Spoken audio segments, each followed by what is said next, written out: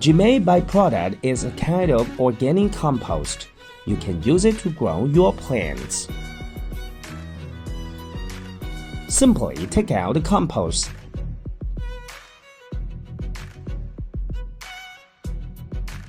Mix with the soil with ratio compost to soil 1:8.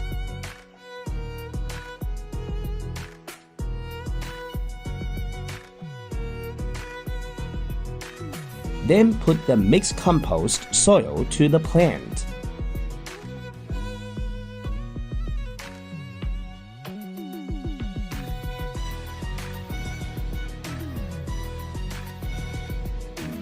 When you find the GEME is not steady, simply adjust the leg height by spinning it.